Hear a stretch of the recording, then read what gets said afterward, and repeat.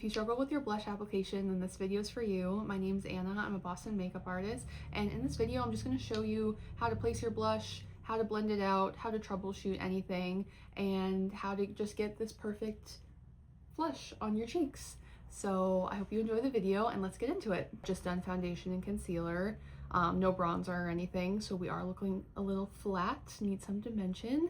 So I'm going to start off with the Patrick Ta cream blush, or cream and powder blush duo. This is in She's Blushing. Go into the cream side first, and I just take my blush brush, Real Techniques 449. This is the tapered cheek brush. It's nice and dense. As you can see, like the bristles are nice and dense. It's good for cream products. You don't want to take a fluffy brush and use cream products because it will kind of, you have less of control over the placement that way.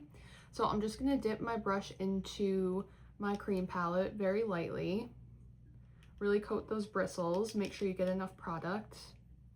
And then I'm just going to kind of swirl and kind of tap the product on the back of my hand. Or if you have a mixing palette, something like that.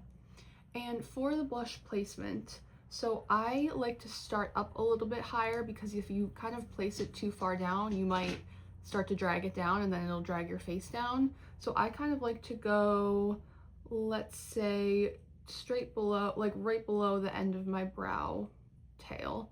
So you can just start stamping the blush in right there. And I like to bring it up kind of towards the temple, and you can bring it down on the apple of your cheek. And you don't need to smile while you're applying your blush, because you want to put it on with kind of like a straight face. And you can kind of go like on your under eye area too. These pinky blushes can be a good, like an added bonus, like a color corrector under your eyes if you have dark circles. So I just kind of tap that in. As you can see, it's giving a nice little flush.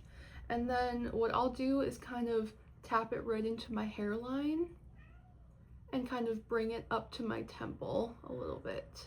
How I'm just going very softly here. I'm holding the brush kind of in the middle. I don't want to hold it down here because I don't want it to be too light of pressure, and I don't want to hold it up here because I don't want it to be too much pressure. Kind of holding it right in the middle. Good with that side. I'm going to go in on my left cheek now.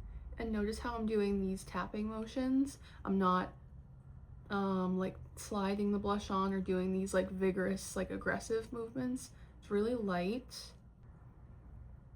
So I'm going to go to a cream like stick blush now, and I'm just going to layer it on top of this cream blush from my palette just to show you how I do this. It's going to be very light because I am going to add powder blush to this, so I don't want it to be too much. Cream stick blushes, you want to kind of take your brush and coat it over the pigment like that. Really get all those bristles coated very lightly, and then same thing, kind of swirl it on the back of your hand, tap it in a little bit, and you can just go right in again. This is NARS Orgasm cream blush. Same thing, I'm gonna do my left side.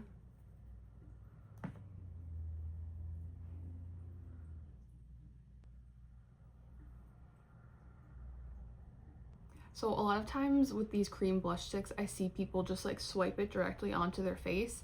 I don't like doing that because I feel like it gives you less control over the product. Like, you want to be in control of your blush. So by putting it on your brush and really like shearing it out a little bit, you have a lot more control and you can always build it up. When you put too much on, it's a little bit harder to blend out. I think we've all done it, like dipped in way too much product and been like, oh crap, I can't blend this out. But there are ways, which I'm going to show you right now. So if you find that the blush is way too pigmented for you, if you're getting kind of that line that people get, if it's somewhere you don't want it to be, all you have to do is really take like your beauty sponge that you've used, say a concealer brush that you've used, and you can just go right along the edges and diffuse that out and make it less pigmented. You could even like go over top of it and really shear it out that way. And that's it for the creams. So for the liquids, I'm going to go over, because I know these are super popular too, the Rare Beauty liquid blushes. For these ones, obviously you have this nice applicator that comes out and it has the product on it. You want to like do maybe 2 little dots. I would do 2 little dots kind of maybe right one under your brow bone and one up here, and go from there and blend it out. And you can bring it down instead of starting lower and having to like bring it up more. I don't know. I feel like the higher you do it, the more you can bring it down. If you start too low, I feel like you kind of get in too deep and then you have to like fix it a lot more. I would use the same type of brush, like a dense bristle brush, and blend it out that way. Okay, and moving on to powder blushes. So I like to use one of two brushes for my powders. This is the Morphe M510 brush. It's small, it's fluffy bristles. I like this one for a more controlled placement. And then the Real Techniques 400, this is literally called a cheek brush. I like this for a little bit more of like natural, less focused placement. I'm gonna take my Patrick Ta Blush Duo again, and I'm going to lightly dip my brush, or I guess stamp my brush into the powder. You don't want to like swirl it in. This stuff is very pigmented. And then you want to tap off any excess, really let it settle in to the brush. And then you can like swirl it on the back of your hand just to get any excess off again.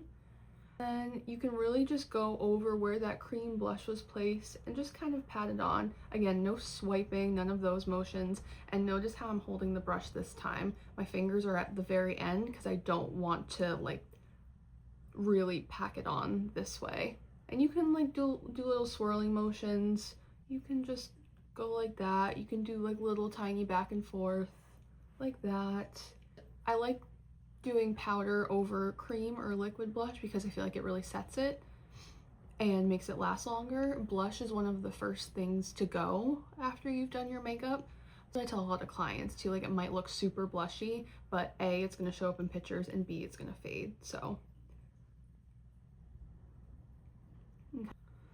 kind of drag it into your temple and your ear and your hairline. I'm going to show you this one. So Real Techniques 400. Lightly dip it into that powder, tap off any excess, swirl it on your wrist or the back of your hand, and you can kind of do little swiping motions like this.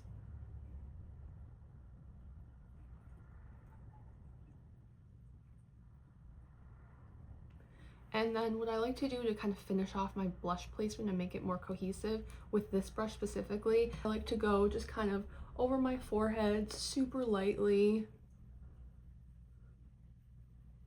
and then on the tip of my nose, and then on my chin right here. And that's how you place your blush. Again, if you feel like it's too much pigment after you've done the powder, you can take that same beauty sponge and you can just lightly tap it in and kind of diffuse it out, and it should be okay. Just finishing up this look with a little bit of the Mario Skin Perfector, using that same cheek brush. So this is the final look. If you have any questions about products, brushes, anything like that, let me know in the comments. I will link the products I used in this video, just the few blush products and the brushes I used, and I hope you enjoyed, and hope to see you in the next one. Bye!